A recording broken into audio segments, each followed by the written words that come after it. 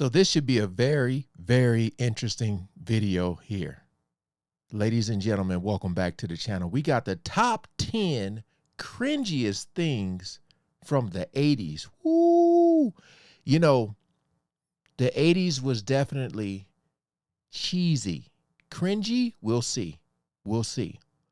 I'm an 80s baby, but I want to see how much of this stuff I actually remember. Shout out to the Watch Mojo channel. All right, you guys, I don't know if you guys are familiar with this channel, but they have some great videos. Shout out to y'all. All right, shout out to y'all. Just paying my respect to the channel. Now, hopefully everything goes smoothly with this. Hopefully. All right, so we ain't gonna waste no more time. Let's jump right into it. Pulled off an amazing 80s party last year. Off the hook! Welcome to Watch Mojo, and today we're counting down our picks for the top 10 cringiest things from the 80s. I think the new Coke is too sweet. I like the old Coke The better. new Coke? For this list, we're looking at the most embarrassing cultural trends and fads from the 1980s. What trend from the 80s makes you cringe the most? Let us know in the comments. All the nostalgia. Number 10, geometric patterned shirts. What in the Saved by the Bell is going on here? Yo, this is like, you know, when someone has an 80s party, this is the shirt that you go looking for. I think places like Forever 21 be having them. Man, hey, but if you can pull it off, more power to you. Number 10, geometric patterned shirts. If clothes are meant to make a statement, the message with these shirts seemed to be, hey, check out how ridiculous I look. For some reason, people in the 80s decided that shirts with bright colors, covered in all sorts of shapes, were the height of fashion. They have this one shirt that costs $1,000 because the pattern's so wild. I want that one so bad. Look at his. But these shirts looked more like they belonged in a modern art museum than on anyone's body. If you're going to an 80s themed party, a geometric patterned shirt will help you look the part. Yeah. Otherwise, it'll probably just make you look like a total square. That's how they value the shirt. The more the lines crisscross and the patterns overlap. Number 9, outdated computers. Oh, Lord. Watch this. It's hard to believe there was a time when it wasn't the norm to have your own computer. In the 80s, the popularity and sales of home computers started taking off, showing that owning a computer wasn't just for geeks. What are you going to use it for mostly? Well, probably schoolwork, and because they have like cartridges that could teach you stuff. For instance, you could play some low-quality video games, write papers, and, okay, there wasn't much more than that. You take this, the program on this tape cassette, you put it in the tape recorder, it feeds the information into the computer. The processing speeds were ludicrously slow, and the clunky design... You know, growing up, I was so poor, man. I don't even remember a computer. I feel like I never seen a computer until high school, when I come to think of it. Yeah. Computer. The processing speeds were ludicrously slow, and the clunky designs were anything but attractive. People I've talked to say that it takes you longer to do something by putting it into a computer and calling it up again than if you just kept simple records yourself in the house. Came a It was all long very way. impressive and exciting at the time, but like most technology, they soon showed their age. Number 8, new Coke. All right, here When we go. we think of soft drinks, we think of Coca-Cola. But in the early 80s, rival Pepsi started to attract more customers in supermarkets. That can. And Coke was losing ground. We gave America a choice, and more people said, Coke is it. The soda giant developed a new formula for their famous cola, calling it New Coke. How do you even drink that? Because it's delicious. Look at that. This sweeter take on the beverage arrived with plenty of fanfare and marketing. But it didn't take long for the backlash to start. I like Coke and the old Coke. Well, I did like the old better, the old Coke. I don't remember the old one. I don't remember. I didn't even know they did a new Coke. And that in Stranger Things, like, I might have missed that. But I know Pepsi had that can, man. That can was fresh, that old school can. Y'all remember the old Coke? and I'm glad they're bringing it back. Less than 3 months after New Coke's debut, the company announced the return of Coca-Cola Classic. We're trying to start a grassroots campaign to get the old Coke back. Some theorized that the new formula was simply a ploy to drive sales when the old formula returned. Sweeter, bolder, better. You're insane. Coke may have stumbled a bit, but ultimately, they came out on top. I haven't had a soda Number in 7, so long. clocks on chains. Oh no, A Flavor wristwatch Flav. is a great... Gotta be. I already knew. Yeah. Flavor Flav was the man. Who else? Wait, who else did it? way to look fashionable while also keeping track of the time. It's like you ripped this off the wall of a waiting room outside a doctor's office. But a clock on a chain is a bit much. And Blur Public that Enemy out. hype man Flavor Flav popularized this trend, though we didn't exactly see many others using timepieces as necklaces. Right. In a 1994 interview with MTV, the rapper said he started with stopwatches and escalated to clocks. He also said that wearing the clocks represented the value of time in our lives. Time is heavy, man. Time is heavy. It became his signature look that he still rocks today.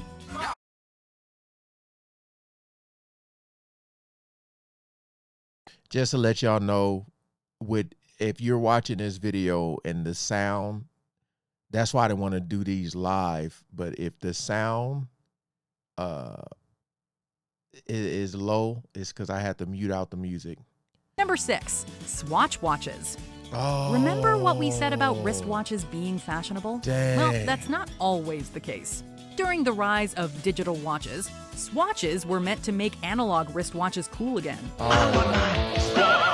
This Swiss line of watches came in an array of colors, and it became trendy to wear multiple different colored watches at the same time. And what's cooler than that? We just wanted to stand out. And Swatch ads made us feel like we'd be treated like absolute royalty with these watches. Betty Finn was a true friend, and I sold her out for a bunch of Swatch dogs and Diet Coke heads. Ultimately, though, we just ended up looking like total dorks. But hey, at least it helped with our punctuality, right? You better swatch yourself at Macy's Bambergers. I think I might Number have had 5, one. Betamax. Betamax? If you grew up in the 80s, or even the 90s, you probably remember buying and renting movies on VHS. Yeah. This from Blockbuster Video. But do you remember Betamax?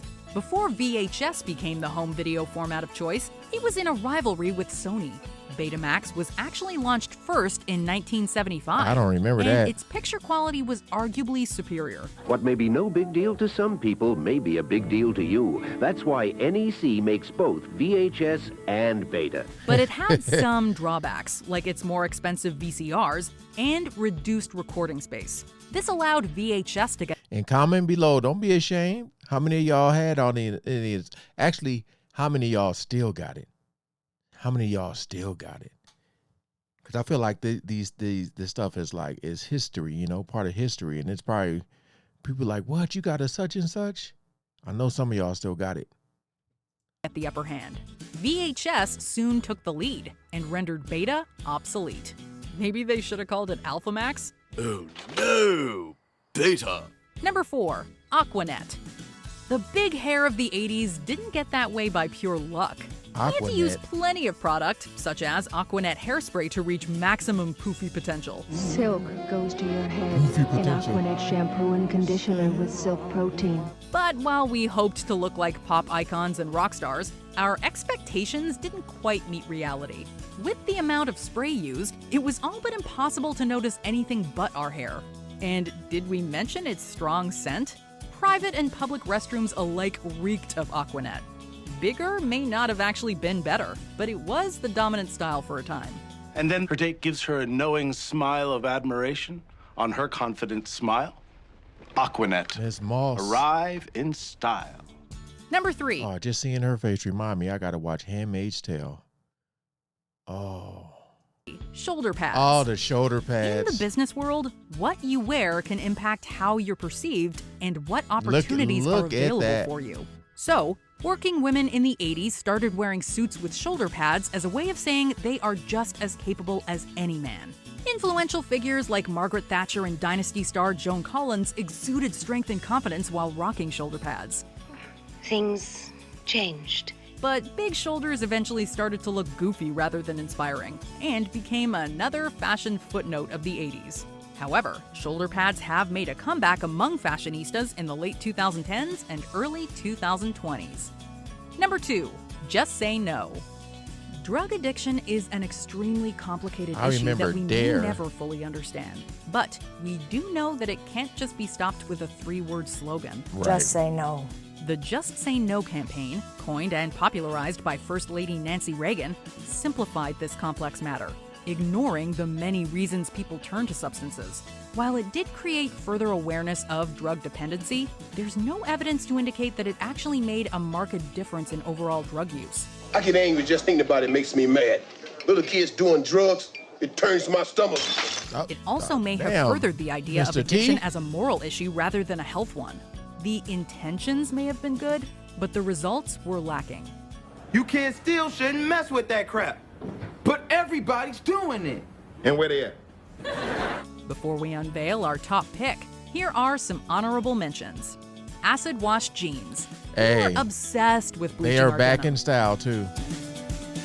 Back in style. Yep. Super popular. Hey, shout out, boy, this dude. He don't get enough mentions when you talk about the greatest rappers. Rakim. Look, Eric B. and Rakim. Look at him, man. Brother got the Padron. Look at them chains, Lord have mercy. Sheesh. Pastel shirts and ties with suits. We all wanted to be Sonny Crockett. Where the hell you think you're going? Find Mendez. It's too hot out there. What am I gonna do? Sit on some damn beach while Rodriguez hangs by a thread? Fax machines. Before email, this was a miracle.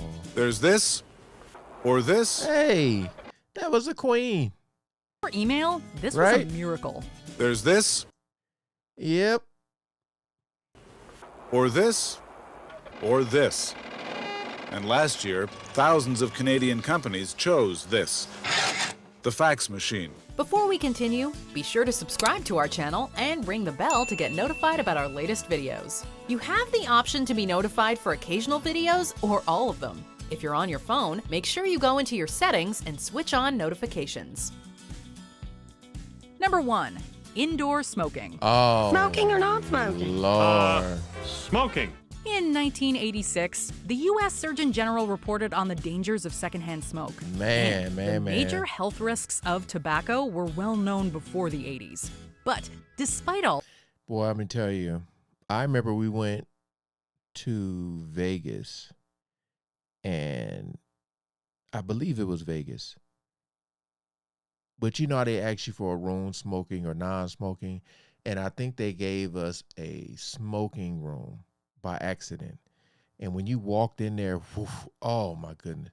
Hey man, if you smoke cigarettes, that's what you do. I ain't got no, hey, that's what you do. Any type of, whatever you do with your life, that's what you do. But man, when you get those people that be like blowing smoke in your face, oh my goodness. Oh my goodness, man. Cause it just stays on your clothes. I know a lot of people smoke, you know, but I'm just saying, indoor smoking, sheesh. All this, indoor smoking in public places was still allowed.